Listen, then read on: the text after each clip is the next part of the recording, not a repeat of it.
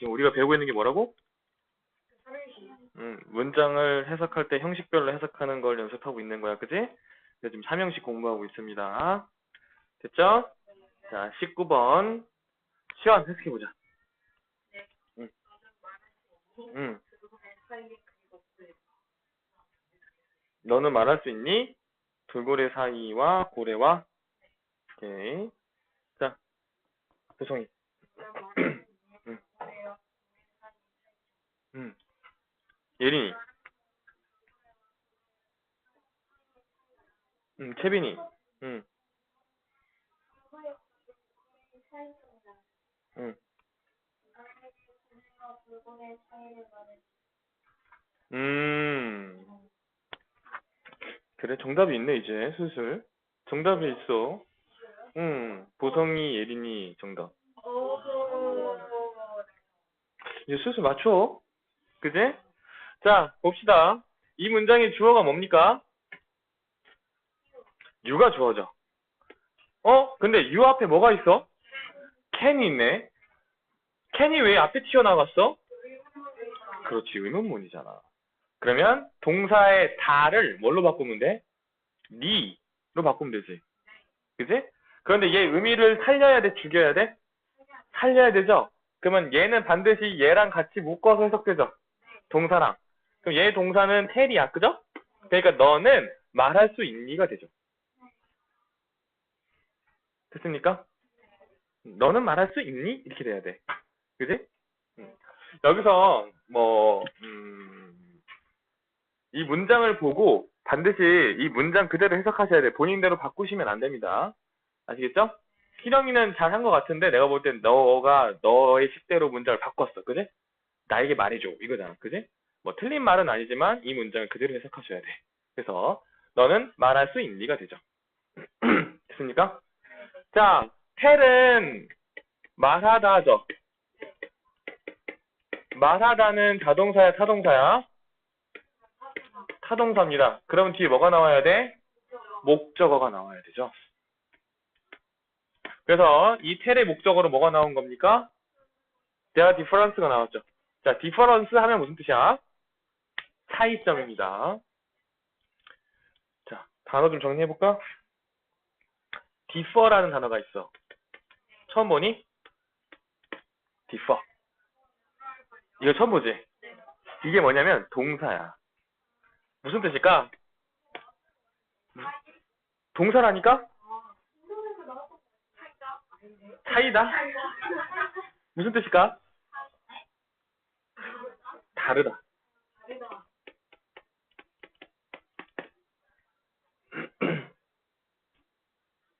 됐니? 근데 여기에 다르다라는 동사에 ent를 붙이면 different가 되거든?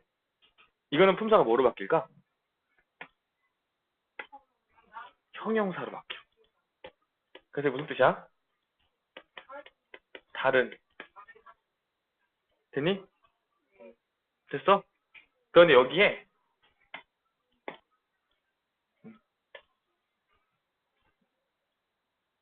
ence를 붙이면 뭘로 바뀌어?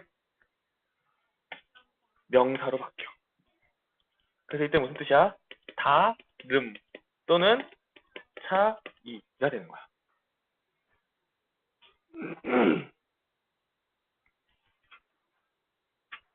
너네들이 단어를 외우는 게 많이 어렵잖아, 그지? 근데 생각보다 단어도 있잖아. 단어를 만드는 법칙이 있어. 예를 들면 이 differ라는 뜻을 가지고 ent를 붙이냐 enc를 붙이냐에 따라서 이렇게 품사가 바뀌잖아. 이런 것들이 좀 있어. 이런 것들을 배우면 단어를 좀 쉽게 빨리 외울 수 있다. 이걸 뭐 어려운 말로 어근이라고 해. 앞에 붙는 걸 접두어, 뒤에 붙는 걸 전미사 막 이렇게 말하거든? 말 되게 어렵지, 그지? 그래서 이 단어, 이게 중심 단어라고 하는 거야. 이 중심 단어 앞에 붙는 거를 접두사라고 하는데 앞에 붙는 단어라는 뜻입니다. 그래서 앞에 단어가 뭘 판단하냐면 뭐라고 해야 되냐? 그 의미를 판단하는데 너무 어려우니까 뒤에 붙는 게 전미사라고 하거든요. 이 뒤에 붙는 단어가 뭘 판단하냐면 품사를 정해. 그래서 이 뒤에 붙는 품사들 중에서 이런 말이 붙으면 명사야 막 이런 것들이 있어. 그건 우리가 조금 더 나중에 되면은 공부를 해보자. 알겠지? 일단 지금은 그냥 외우자. 아시겠죠? 자, 요렇게 됩니다. 그래서 디퍼런스가 됐으니까 명사가 되고 얘는 무슨 뜻이다? 차이점이 되죠. 차이 또는 차이점 해도 상관없습니다. 그래서 너는 말할 수 있니? 그 차이점을 이 되죠. 됐죠? 자, between은 품사가 뭐죠? 전치사죠. 자, 전치사가 나오면 뭐가 나와야 돼? 명사가 나와야 되죠. 그런데 between이라는 뜻 자체가 뭐뭐 사이에서지. 뭐뭐 사이야, 그지? 뭐뭐 사이라는 건 한 개만 나올 수 있어, 없어? 없지. 그지? 그래서 between이라는 전치사의 특징이 있습니다. 자, between이라는 전치사가 나오면 얘도 뒤에 명사가 나오는데 무슨 명사가 나와야 될 것 같아요? 복수명사가 나와줘야 돼.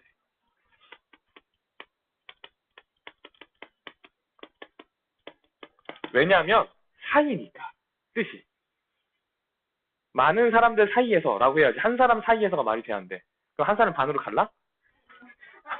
좀 무서웠지, 그지? 무슨 말인지 했죠? 아니면 이 명사를 복수명사를 쓰든가 아니면 어떻게 쓰냐면 명사 and 명사 이렇게 써줍니다. 그래서 명사와 명사 사이에서 라고 합니다. 이해하셨죠?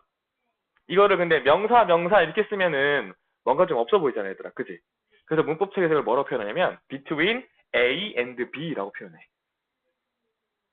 많이 봤지, 그지? 아, 처음 보냐? 그래. 앞으로 많이 볼 거야. A and B의 A랑 B가 뭐냐면 명사를 말하는 거야. 그 명사와 명사 사이. 자, 근데 얘는 전치사죠. 그럼 얘는 품사가 몇 개 있을까? 얘도 두 개가 있겠죠. 그럼 뜻이 몇 개일까? 두 개야. 최소 두 개라는 거야. 더 많을 수도 있고. 형용사면 뭐 어떻게 해석해야 돼? 무엇 사이의 라고 해석하면 되죠. 왜? 형용사면 끝을 의로 끝내거나 받침에 니은을 붙여야 되니까. 됐습니까? 부사면은 뭐뭐 사이에서 라고 하시면 되는 겁니다. 됐어요? 그러니까 절대로 전치사가 나왔을 때 뜻을 하나만 외우시면 안 돼요. 이해하셨죠? 네. 그러면은 이 품사가 바뀌었을 때 해석이 안 돼. 됐습니까? 자, 그럼 봅시다. 너는 말할 수 있니? 차이점을 이라는 명사가 나와 있죠. 뒤에 목적어라고 할게요. 그죠? 명사가 나왔어요. 맞습니까? 자, 그런데 between이 나왔어요. 그럼 일단 묶어줘야죠. 어디까지? between, 돌핀이라는 명사 나오고 and 나오고 where이라는 명사 나왔네요. 그러면 우리가 봤던 이 두 번째 모양이 나왔죠. between 명사 and 명사. 어떻게 해석한다고? 명사와 명사 사이에서인지 의인지는 나중에 판단. 됐습니까? 자, dolphin 하면 돌고래죠. whale 하면 무슨 뜻이죠? 고래. 그러면 돌고래와 고래 사이라는 것까지 알겠어. 그죠? 근데 이게 형용사인지 부사인지 판단해야 되죠. 그럼 전면구가 형용사라면 뭘 해야 되죠? 명사를 꾸미는데 반드시 어디서 꾸밉니까? 뒤에서. 근데 그러면 between 앞에 명사가 있어야 되겠네요? 있어요? 없어요? 있잖아요. 있죠? 있죠? 그럼 일단 뭐 해보라고요? 꾸며보라고요. 그럼 뭐로? 사이의라고 해보라고요. 돌고래와 고래 사이의 차이점을 말할 수 있니? 말 돼야 한대요? 되죠. 그럼 얘는 형용사로 쓰였을까요? 부사로 쓰였을까요? 형용사. 근데 형용사인데 지금 단어가 하나예요? 단어가 여러 개예요? 그럼 형용사 구라고 부르는 거죠. 어렵습니까? 자, 그럼 또 형용사구 나와서 또 배웠어요. 그죠? 형용사가 명사를 꾸미면 묶어준다, 안 묶어준다? 묶어서 뭐가 된다? 명사구가 된다. 그러면 이 더라는 형용사가 difference를 꾸미고 있고 뒤에 between, dolphin and whale이라는 또 형용사 구가 명사를 꾸미고 있네요. 그러면 여기 더부터 여기 whale까지 묶어줘야 돼요? 안 묶어줘야 돼요? 묶어줘야 되죠. 그래서 얘가 뭐가 됩니까? 명사 구. 절 누굽니까? 절. 레디로 가야 될 것 같아. 그죠? 명사구가 만들어졌죠. 그죠? 그럼 이 명사구가 지금 어떤 자리에 들어간 거죠? 목적어 자리에. 이해하셨습니까? 자, 명사라고 이름 붙어 있는 것들은 문장에 나왔잖아요. 그죠? 그럼 반드시 이 네 군데 중에 한 군데 무조건 있어야지 그게 맞는 문장. 그 네 군데가 어디였죠? 주어, 동사, 주어, 목적어, 보어, 전치사지. 자, 문장에 명사를 썼어요. 그죠? 뭔지 모르지만 명사를 썼어요. 그죠? 그러면 그 명사는 반드시 어느 자리에 있어야 된다? 주어, 목적어, 보어, 전치사 뒤에 있어야 된다. 그래야 그 문장이 맞는 문장. 됐습니까? 자, 문장에 명사가 나왔는데 그 명사가 주어도 아니고 목적어도 아니고 보어도 아니고 전치사 뒤에도 없다면 그 문장은 틀린 문장. 반드시 그 네 군데 안에 있습니다. 명사는. 만약에 그게 없어요. 그러면 그 문장은 틀린 문장이에요. 제 말 이해하셨습니까? 그럼 이 문장 같은 경우에는 지우고 볼게요. 다시. 틀게 했죠? 자, 이 친구가 명사인데 주어 자리에 들어가 있죠. 그죠? 그리고 여기서부터 여기까지 하나의 큰 덩어리가 명사구가 나왔는데 지금 얘가 어떤 자리에 들어가 있는 겁니까? 목적어 자리에 들어가 있죠? 명사는 무조건 이 네 군데 자리 안에 무조건 들어가 있어요. 아시겠습니까? 자, 그리고 동사로는 can, tell이 지금 나와 있는 거죠. 이렇게. 그래서 이 문장 몇 형식입니까? 3형식. 근데 문장이 좀 길었죠. 왜 길었죠? 그렇죠. 명사구가 어느 자리에 들어가 있어서? 목적어 자리. 몇 번 명사구? 3번 명사구. 보이시죠? 그죠? 이 정도 길이도 이제 우리가 해석할 수 있다. 그죠? 별거 없다. 맞습니까? 생각보다 진짜 별거 없다, 영어. 그죠? 나중에 절까지 배우면 진짜 세 줄짜리 문장도 그냥 이렇게 해석될 겁니다. 금방 옵니다. 됐나요? 자, 넘어갑시다. 자, 20번. 좀 짧네, 이번에는. 그죠?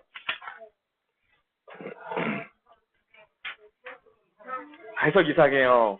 해석이 이상합니까? 자, 봅시다. 자, 이번 희령이 20번 한번 해석해볼래요?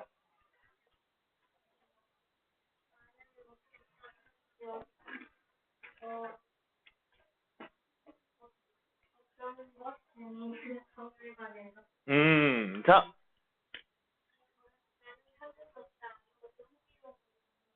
음,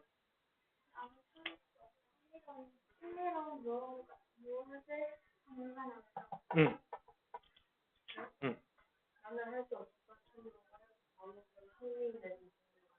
음, 음, 자, 이번에 선생님이 봤을 땐 뭐를 몰랐을까를 고민을 해봤는데 얘를 몰랐던 것 같아요. 얘를 몰랐어요. 그죠? 그죠? 자, 보겠습니다. 일단 이 문장의 주어는 너무 쉽게 찾았죠? 주어 뭡니까?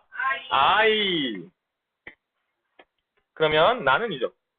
자, 아직까지도 해석을 할 때 누구라고 콕 집어서 얘기는 안 하겠지만 조동사 따로 해석하고 동사 따로 해석하는 친구들이 있어요. 그럼 된다 안 된다? 안 된다. 이거를 나는 할 수 없었다. 찾기 이러면 안 된다고요.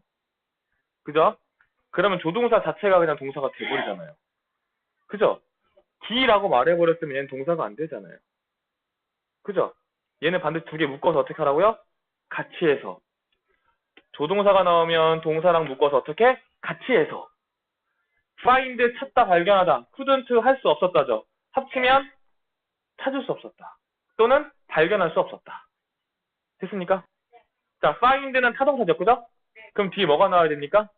목적어가 나와야 되죠? 목적어로 뭐가 나왔어요? anything. 자, anything은 어떻게 해석해야 됩니까? 어떤 것이죠? 그런데 도를 붙여요. 어떤 것도 찾을 수 없었답니다. 아니면 무엇도 찾을 수 없다. 됐습니까? 아무것도 됩니다. 됐나요? 그런데 잘 봐봐요. 우리가 띵으로 끝나는 명사들이 좀 있어요. 본 적 있습니까? 뭐가 있었죠? 띵으로 끝나는 명사들? everything이 있었죠. 또 있었나요? anything이 있죠. 여기 있잖아요.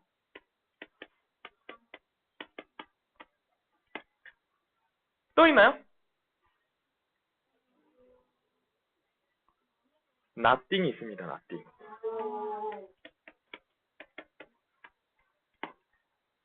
자, 얘네들의 특징이 뭐냐면 얘네들도 명사이기 때문에 형용사가 꾸밀 수 있거든요.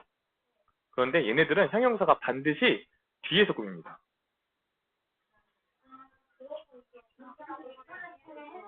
그죠? 띵으로 끝나는 명사들은 형용사가 어디서 꾸민다? 뒤에서 꾸밉니다. 그래서 형용사가 이 뒤에 나와요. 그런 다음에 이 앞에 있는 띵을 꾸며줍니다. 이해했죠?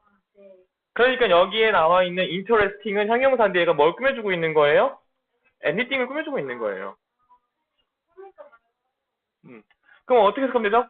나는 발견할 수 없었다. 어떤 것도, 흥미로운 어떤 것도.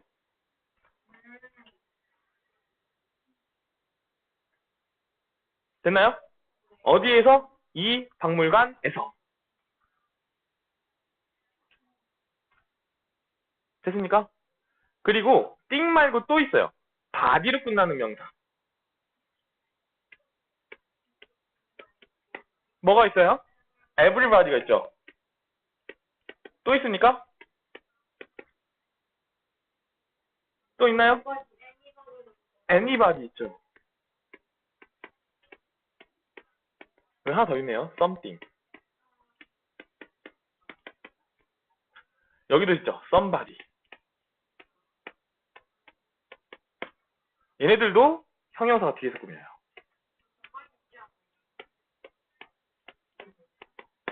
얘네들도 형용사가 뒤에서 꾸밉니다.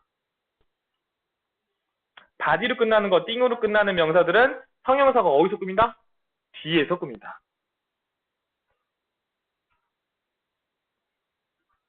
이해되십니까? 요것만 이해했다면 이 문장도 굉장히 쉬운 문장이었죠. 그죠? 자, 이제부터 조금 더 어려운 거 해볼게요. 단어 중에 뭐가 나왔냐면 interest가 나왔어요. 그죠? 얘는 원래 품사가 뭘까요? 동사예요, 동사. 뜻이 뭘까요? 흥미를 유발시키다. 말이 굉장히 어렵죠? 흥미를 유발시키다. 이게 무슨 말이냐면 흥미를 불러일으키다. 흥미를 갖게 하다 라는 뜻이에요.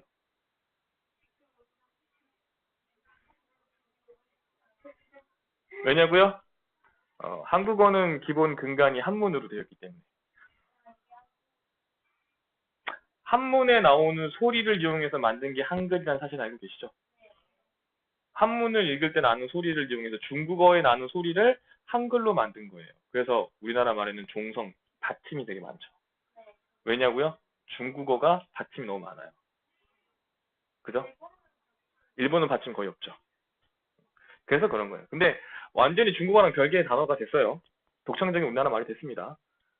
비록 그 시작은 그렇게 시작했지만. 됐나요? 근데 이게 중요한 게 아니야.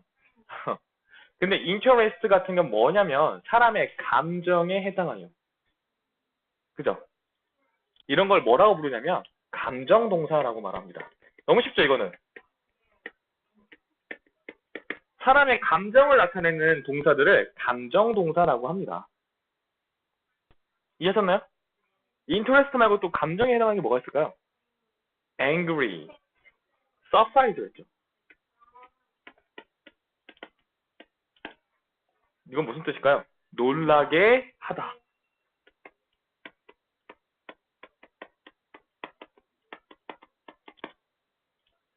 또 amaze. 이것도 뭔가요? 이것도 놀라게 하답니다. 그죠?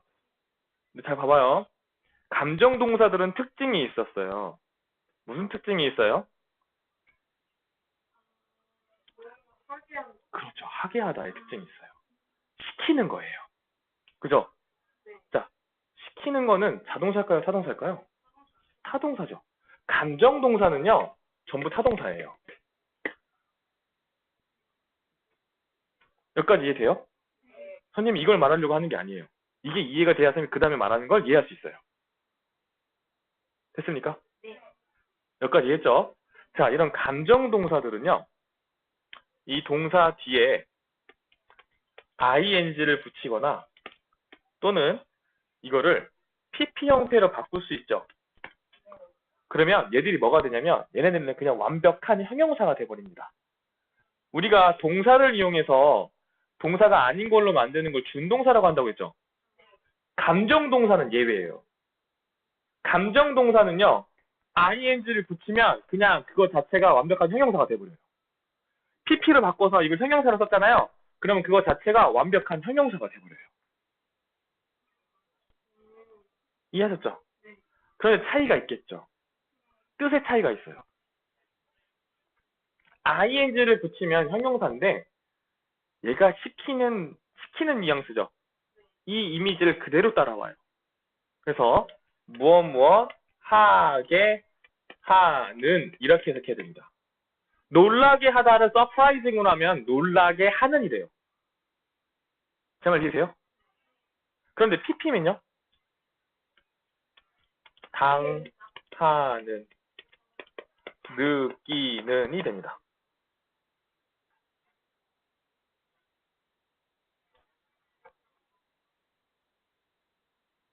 됐어요? 이게 굉장히 중요하고 시험에 많이 나옵니다. 이게 어떻게 나오냐? 자, 봐봐요. 이게 interesting이 맞니? interested가 맞니? 이렇게 문제가 나온다고요. 그러면 이제 걱정할 필요가 없어요. 뭐만 하면 되나요? 지금 interesting이 anything을 꾸며주죠? anything이 흥미를 느낄 수 있습니까? anything이 무언가 감정을 느낀다는 건 사람 말고 또 있나요? 뭐 끼케야 많이 가져봐야 누구까지 있습니까? 동물까지 있죠. 사물은 감정을 느껴요, 못 느껴요? 못 느끼죠. 근데 띵으로 끝난 거는 사람이니까 사물입니까? 사물이죠, 사물. 정신 못 차려. 띵으로 끝나는 건 사물이죠. 사람이 아니에요. 그러면 얘는 이 느낄 수가 있는 존재입니까? 없는 존재입니까? 없는 존재죠. 그래서 띵이 맞아요. ing가 맞아요. 이해했죠? 그런데 조심히 어려운 게 뭐냐면 주어가 사람인데. 자, 봐봐요. 사람은 뒤에 ing를 써도 맞고요. pp를 써도 맞죠. 근데 뜻이 달라진다고요. 자, 봐봐요. I am surprising 하면 뭐예요? 나는 놀라게 했어. 이거죠. 근데 I am surprised 이러면 뭐죠? 난 놀랐다. 이 두 개는 반드시 해석으로 구분하셔야 돼요. 무슨 말인지 이해되죠? 어떤 사건이 일어났어. 그죠? 예를 들어 볼게요. 그럴 일 없겠지만 시완이가 공부를 하다 너무 힘들어서 갑자기 이 클라우드 창문에서 뛰어내렸다. 그걸 본 보성이는 서프라이징일까요? 서프라이즈일까요? 서프라이즈를 써야 되겠죠. 이렇게 문제가 나온다고요. 이해했습니까? 그럼 반대로 한번 얘기해 볼게요. 시완이는 공부를 하는 중에 너무 심심했다. 그래서 내가 이 창문에서 뛰어내린다면 아이들이 놀라겠지? 라고 생각했다. 그래서 뛰어내렸다. 시완이는 서프라이징일까요? 서프라이즈일까요? 서프라이징이 되는 거예요. 제 말 이해하셨죠? 이 감정동사라는 거 별거 없습니다. 근데 이게 시험에 진짜 많이 나와요. 어디까지? 고3까지. 고3까지, 수능까지 나와요. 진짜 별거 없죠, 그죠? 사물이면 사물은 느낄 수가 없어요. 그죠? 그러니까 대부분 ing 써면 됩니다. 사람일 때만 조심하면 돼요. 사람은 감정을 전달할 수도 있고 감정을 느낄 수도 있죠. 내가 만약 그 감정을 다른 사람한테 전달한다면 ing. 내가 그 감정을 느낀다면 pp. 어렵나요? 어렵습니까? 그죠? 안 어렵죠. 나머지 뭐 하면 되죠? 감정 동사를 좀 외워주면 돼요. 그거는 나중에 합시다. 지금도 외우는 게 너무 많아. 그죠? 충분히 단어책을 열심히 외우다 보면 감정 동사들이 나와요. 그걸 열심히 외우시면 돼요. 됐습니까?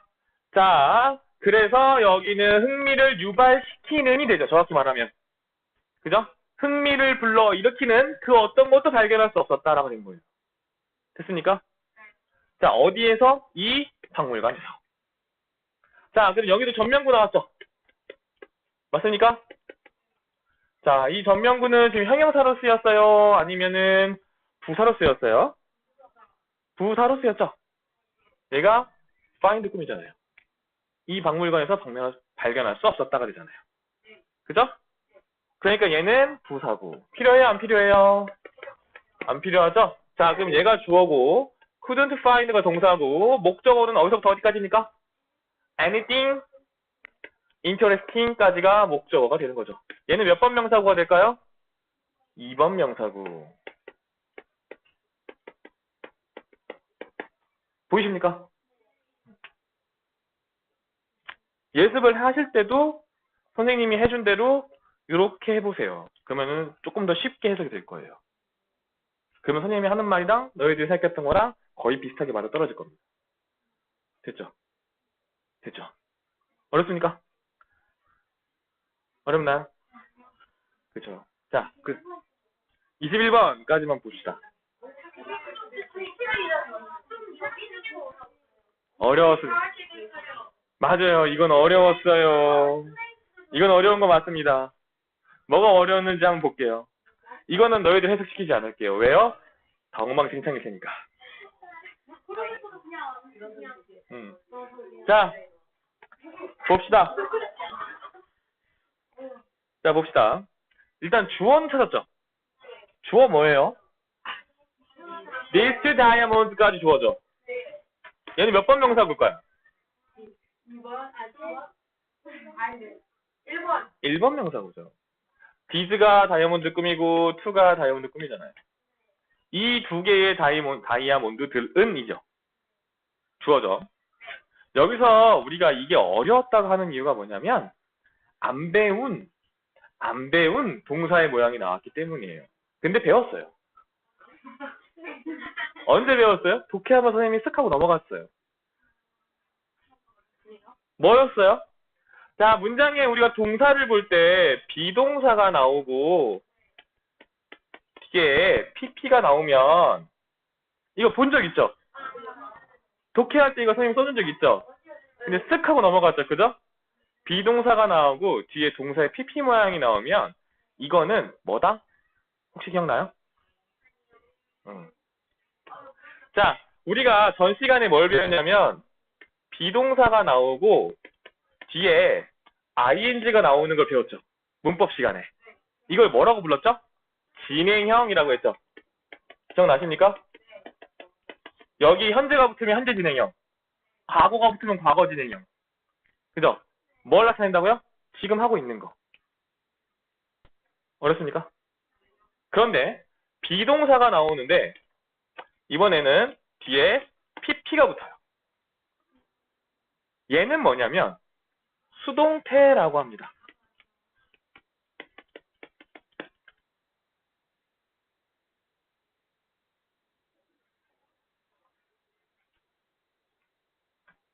됐습니까? 그럼 수동태는 왜 써요?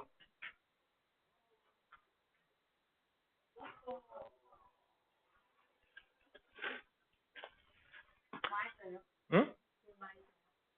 너는 맛없을걸? 자, 수동태라는 거는 선생님이 일부러 여기서 한 문장만 넣어놨어요. 왜? 이런 것도 있다고 보여주려고. 형식이 다 끝나고 나면은 그 다음에도 만약 선생님이랑 같이 한다. 그러면 그때도 수동태 가르쳐줄게요. 자, 수동태 간단하게 얘기할게요. 자, 수동태의 반대말이 뭔지 아세요? 능동태입니다. 능동태입니다. 능동태와 수동태라는 게 있어요. 능동태는 뭐냐면요. 주어가 하는 거예요. 본인이 하는 거죠.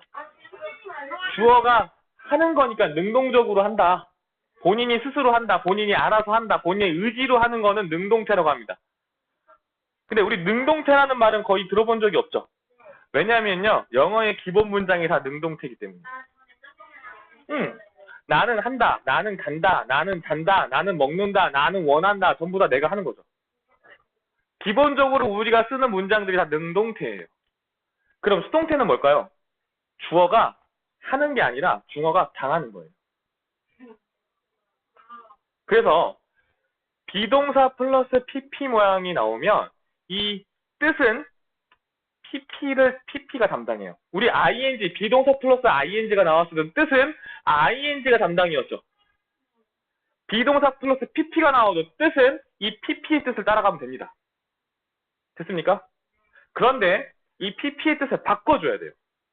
원래 placed 하면은 place가 우리가 알고 있는 건 명사죠. 위치 또는 장소라는 뜻이 있죠. 근데 place를 동사로도 써요. 그럼 이게 무슨 뜻이냐면 위치시키다. 좀 쉽게 말하면 두다, 놓다 라는 뜻입니다.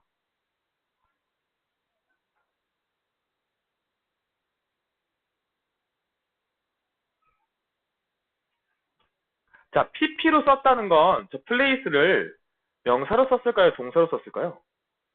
동사로 써서 동사를 바꾼 거겠죠. 자, 그럼 이 뜻을 그냥 가지고 오는데 그냥 가지고 오는 게 아니라 여기서 PP를 쓰게 되면 뜻을 바꿔야 된다고요. 어떻게? 1번 되다, 2번 지다, 3번 당하다, 4번 받다. 이 중에서 어울리는 말을 붙여줘야 돼요. 자, 두다, 두대다, 놓다, 놓대다 안 되죠. 놓다, 놓여지다 되죠. 이걸로 바꿔준다고요. 이게 수동태 해석법이에요. 됐습니까? 그러니까 어떻게 해석하면 됩니까? 이 두 개의 다이아몬드들은 원이니까 현재예요, 과거예요? 과거, 놓여졌다. 됐습니까? 그럼 여기서 우리가 눈치가 빠른 친구들은 힌트가 빡 오는데 우리 반 애들은 눈치가 전혀 없는 것 같아요. 그죠? 수동태가 나왔어요. 그죠? 이 PP가 뜻을 담당한대요. 그럼 비동사가 담당하는 건 뭐예요? 시간을 담당하죠. 어려운 말로 뭐라고 하죠? 시제를 담당하는 겁니다.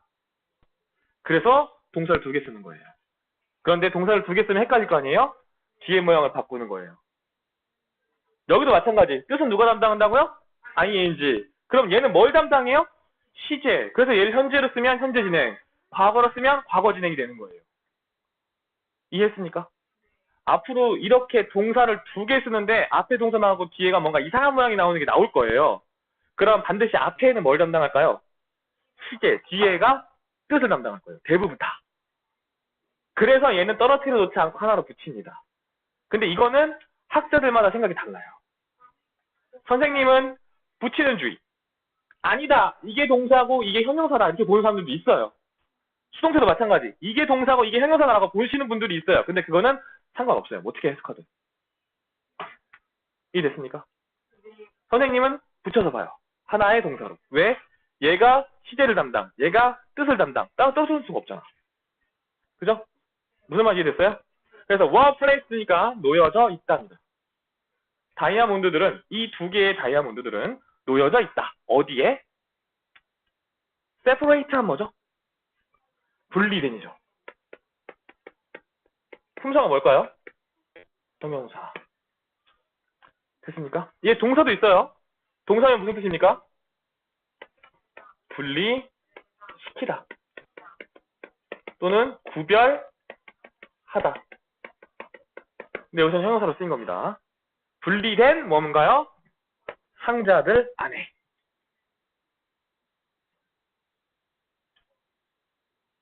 어렵습니까? 수동태만 알았으면 쉬웠죠. 됐나요? 선생님 이거 구조 분석해볼게요. 주어 동사 찾아볼게요. 자, 그럼 이 문장은 목적어가 없어요. 맞나요?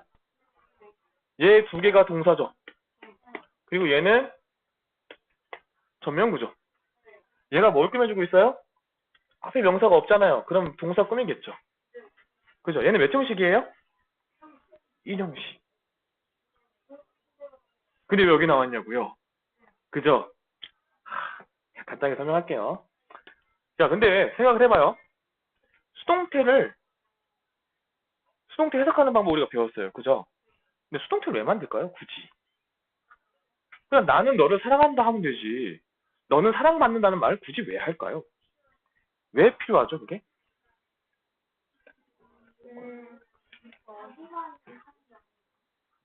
이걸 알아야 수동태가 쉬워요.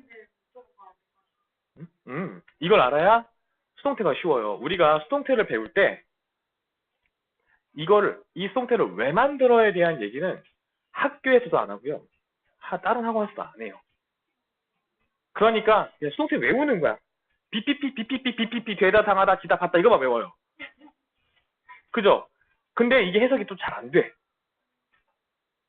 자, 봐봐요. 수동태를 만드는 이유가 뭐냐면 영어에서 강조하고 싶은 말이 있죠. 영어는 강조하고 싶은 말을 문장의 맨 앞에 쓰는 경향이 있어요. 뭔 말인지 해요?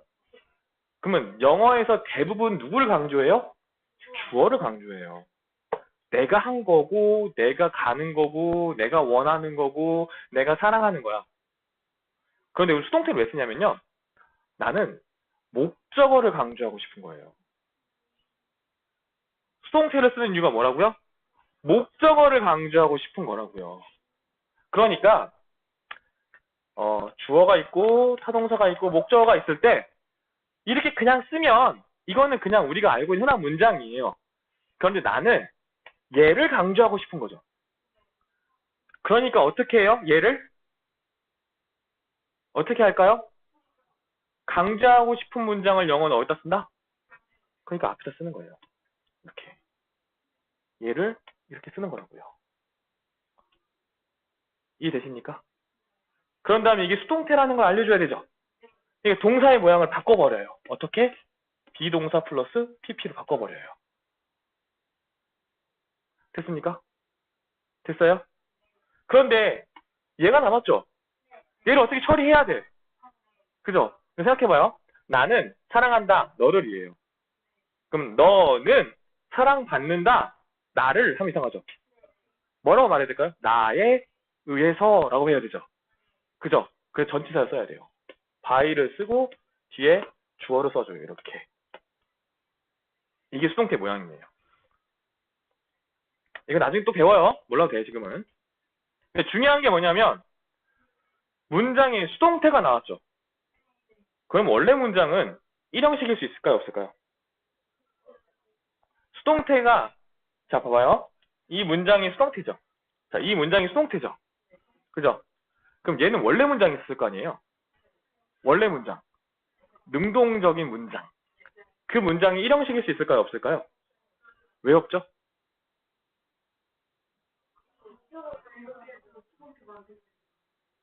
다시 수동태 왜 만든다고요? 목적어 강조하려고. 그죠? 1형식은 목적어 있어요? 없어요? 그럼 1형식은 수동태 만들 수 있어요? 없어요?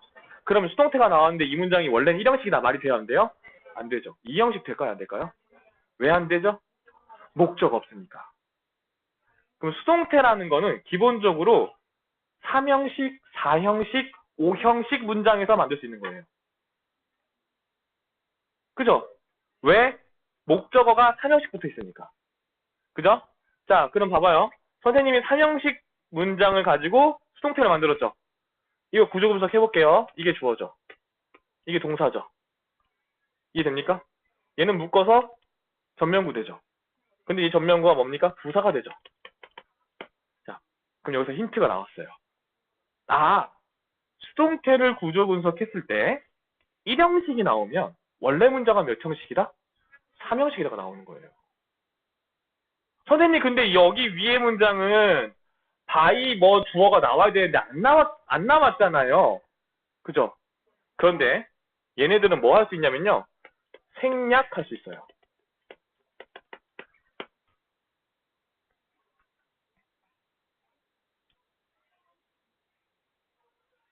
됐습니까? 이해했어요? 그리고 중학교에서는 수동태 모양 거의 이거 하나만 알려줍니다. 근데 그게 문제예요. 왜 문제일까요? 수동태 모양은 생각해봐요. 3형식일 때 모양이 있겠죠. 4형식이 됐을 때 모양이 또 바뀌겠죠. 5형식일 때 모양이 또 바뀌겠죠. 그러면 얘 해석, 얘 해석, 얘 해석 다 같을까요? 다 달라요. 다 다른데 학교에서 이거 하나만 알려준다고요. 그러면 다른 모양의 수동태가 나와도 우리는 이 해석법대로 하겠죠? 그럼 돼요, 안 돼요?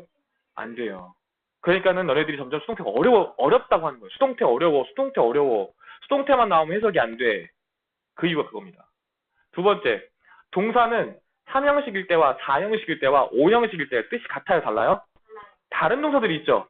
그러면 3형식 수동태, 이 수동태가 원래 3형식이었는지, 원래 4형식이었는지, 원래 5형식이었는지를 알아야 이 PP의 뜻을 제대로 잡아낼 수 있죠. 제 말 틀려요? 그죠? 근데 그게 안 되니까 수동태가 계속 어렵고 수동태가 해석이 안 되는 거예요.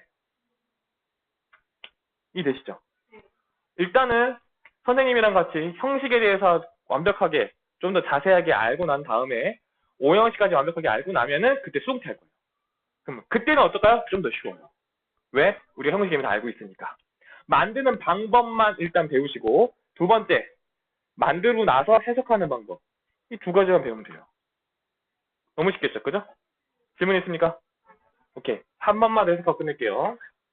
자, 이 두 개의 다이아몬드들은 놓여져 있다. 어디에? 분리된 상자들 안에. 따로따로 별개의죠. 각각의 상자들 안에 라고 보시면 되는 거예요. 이해했습니까?